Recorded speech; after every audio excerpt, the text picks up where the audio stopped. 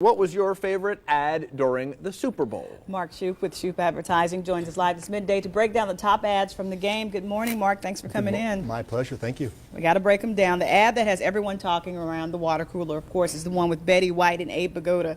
So check this one out.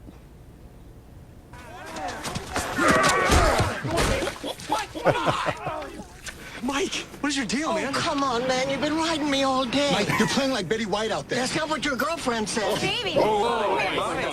Use Snickers. Better? Better. Mike! I'm up When you're hungry, Snickers satisfies. Betty White can make anything funny. Yeah, that's a very funny spot. That was rated #1 by USA Today in their likability poll. Whether or not it was the best, most effective ad, I don't know, but it was certainly very entertaining and very funny to watch. What elements do you think made that so memorable for people, or what they liked so much about it? Well, I think the surprise of them getting tackled. You had no idea what was going to happen. Anytime you have, the elderly getting smashed, it's usually kind of funny. Right. I'm sorry to say. Reminds me of the Adam Sandler, Bob Barker fight scene. Yeah. Oh, yeah, You remember that? Exactly Very like much that. like Yeah, that. absolutely. All right, Absolutely. Doritos also a popular one. Let's take a look at this one. Hey, dog.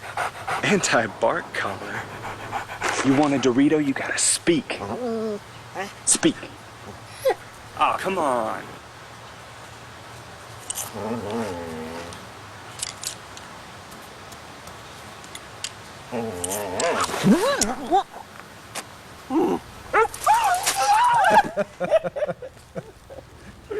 Anybody that has a dog can relate to that. Yeah, that was the second most liked spot, and what made that commercial even more special was that was written and produced by a consumer.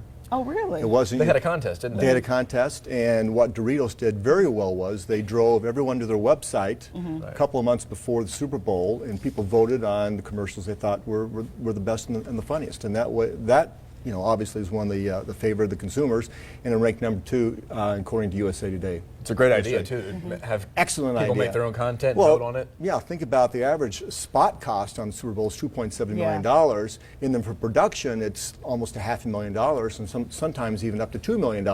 This spot was free to produce. So amazing, isn't it? yeah, absolutely amazing. You can't beat the return. You want to look at this one, the Bud Light house ad. And via what? Your house made of empty Bud Light cans. Oh, they're not empty. Oh, here we go.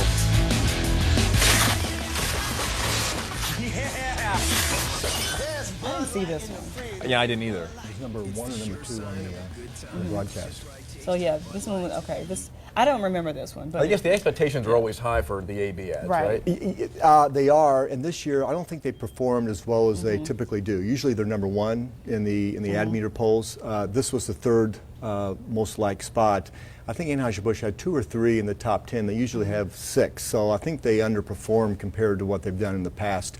Also, interestingly, I think Bud Light's changed their strategy a little bit. It used to be the drinkability campaign. Right. Now it's this kind of like the pre-party thing. I Right. think that campaign was much improved over the previous campaign. So I think they're certainly on the right track. Interesting. So overall, how was this year?